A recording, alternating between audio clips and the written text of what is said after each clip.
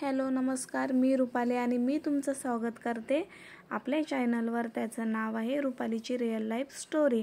तर आज बघा मी छानपैकी इडली बनवलेली आहे आणि परफेक्ट अशी इडली ही झालेली आहे. तर चला तर म्हटलं तुमच्यासोबत सुद्धा ही रेसिपी शेअर करूया. तर पहिला बघा मी टोपामध्ये जे मला तांदूळ लागणार आहेत ना ते मी काढून घेतलेले आहे. तर ही बघा मी ही वाटी घेतलेली, तुम्ही कुठलीही एक वाटी घ्या. तर ही वाटी मी 3-3.5 वाटी मी तांदूळ घेतलेले. तर हे जे तांदूळ आहेत ना तर हे घरीचे तांदूळ आहे. तर मी सांगेल की तुम्ही रेशनिंगचे तांदूळ म्हणजे यूज करा आणि जुनेवाले कुठले तांदूळ असेल ना ते यूज करा. तर हे घरीचे तांदूळ होते म्हणून त्यामध्ये कडुलिंबाचा पाळा टाकलेला होता, तर तो मी साईडला केला. तर 3.5 वाट्या मी इथे तांदूळ घेतलेले आहेत आणि स्वच्छ ते साफ करून मी घेतलेले आहेत. आणि बघा तुम्ही साईडला बघत असतील मी उडदाची डाळ घेतलेली आहे. तर ती उडदाची डाळ मला 1 वाटी घ्यायची आहे.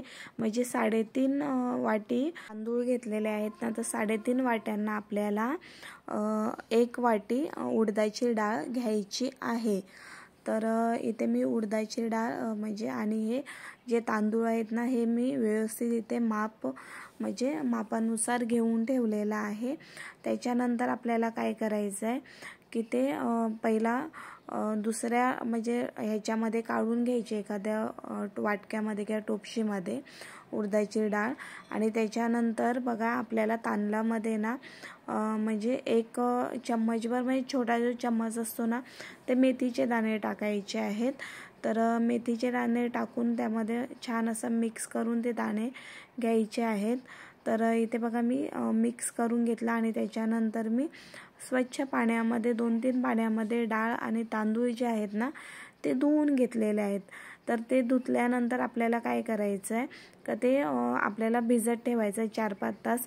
तर कधी इडली बनवताना आपल्याला काय करायचं, सकाळीच आपल्याला तांदूळ भिजत ठेवायचे आहेत आणि संध्याकाळीच, आता थंडीचे दिवस आहेत तर तुम्ही 4-5 वाजताच मिक्सरला लावून तुम्ही भिजत ठेवा. म्हणजे अजून 2-3 तास त्याला भेटतात आणि अजून पीठ आपला फुलतो. तर इथे बघा छानपैकी माझं किचन वगैरे आवरून झालं रात्री 9-1 वाजता. आणि त्यानंतर मी बघा हे जे तांदूळ आहेत ना तर हे मी मिक्सरला लावते. तर तांदूळ मिक्सरला लावताना काय करायचं, त्याच्यामध्ये पाण्याचा जास्त वापर नाही करायचा, म्हणजे मोजकाच पाण्याचा वापर करायचा. तर बघा इथे मी मिक्सरला तांदूळ लावून घेतले आणि त्याचं व्यवस्थित असं मी जी पेस्ट असते ना ती तयार करून घेतलेली आहे. तर तांदळाची जास्त एकदम पातळ होत नाही, थोडंसं दाणेदार तर असतोच. तर त्यानंतर बघा मी लगेच आपली उडदाची डाळ असते ना तर ती मी इथे मिक्सरला लावून घेतलेले. तर इथे काय करायचं, मिक्सरला ज्यावेळेस आपण उडदाची डाळ लावतो ना तर त्यावेळेस थोडासा आपल्याला पाण्याचा वापर करायचा आहे, कारण की ती चिकट असते आणि लवकर ती ग्राइंड होत नाही, चिपकून जाते पूर्ण मिक्सरला. तर इथे तुम्हाला थोडासा म्हणजे लागेल तसा पाण्याचा वापर करायचा, पण शक्यतो पाण्याचा वापर आपल्याला कमीच करायचा आहे. त्यानंतर बघा इथे मी तुम्हाला दिसत असेल की कुकरचा भांडा घेतला, म्हणजे कुकर घेतलेला आहे. तर कुकरमध्ये मी पूर्ण तो जो मिक्सरला आपण लावलेला ना पीठ तो मी त्यामध्ये घेतला आणि त्याच्यामध्ये मी दोन्ही पीठ एकत्र करून व्यवस्थित एकाच डायरेक्शनमध्ये मी मिक्स करून घेतला आणि त्याच्यामध्ये थोडंसं पाणी टाकून तो मिक्स केला. नंतर तो रात्रभर झाकण लावून मी तो ठेवून दिला पीठ. आणि त्यानंतर तुम्ही बघू शकता छान असं आपल्या पिठाला बबल्स आलेले आहेत आणि छान आपला पीठ जो आहे ना तो फुललेला आहे. तर इथे तुम्ही बघू शकता. तर आता इथे आपल्याला पाणी टाकायचं आहे.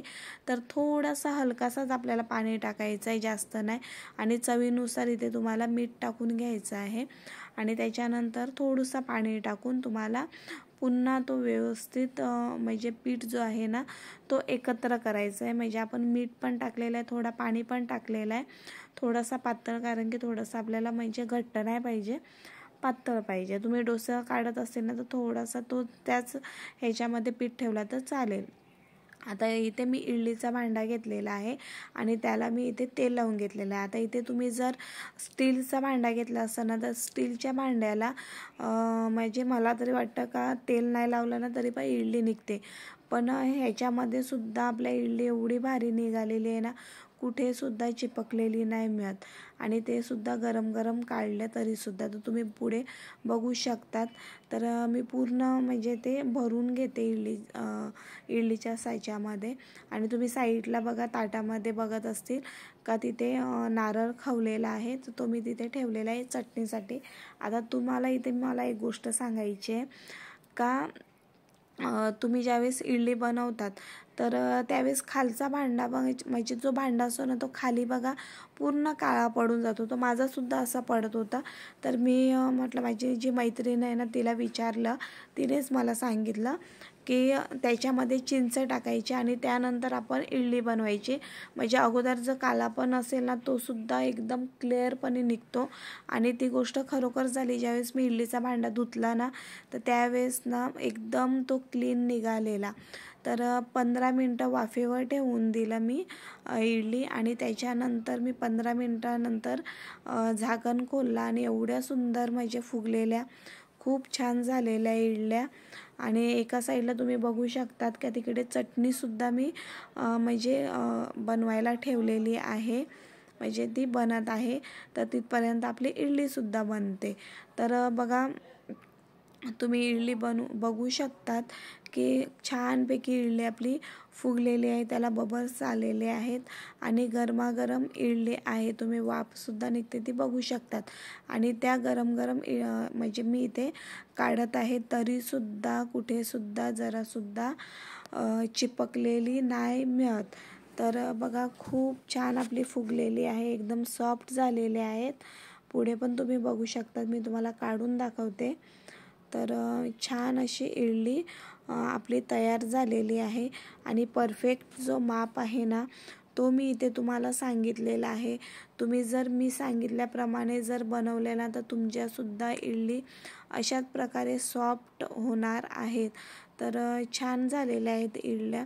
तुम्हीसुद्धा बनवा आणि मला कमेंट करून सांगा की तुमच्या इडल्या कशा तयार झालेल्या आहेत. तर इथे मी ज्या इडल्या आहेत ना ते सगळ्या काढून घेत आहेत आणि साईडला आपली चटणीसुद्धा तयार होत आहे. तर अशाच प्रकारे मी इथे सगळे जे इडले आहेत ना ते काढून घेत आहे. तर तुम्हाला व्हिडिओ आवडले असेल तर लाईक करा, शेअर करा. आणि मी सुद्धा यूट्यूबवर नवीनच आहे, बोलताना थोडीशी अटकते तर तुम्ही समजून घेतील मला. तर इथे सुद्धा ही इडली बघू शकतात, खूप छान फुगलेली होती. तर तुम्हाला व्हिडिओ आवडली असेल तर लाईक करा, शेअर करा आणि नक्की सबस्क्राईब करा. आणि तुम्हीसुद्धा बनवून बघा. तुमची परफेक्ट झाली की मला एक कमेंट करून नक्की सांगा. चला तर मग बाय.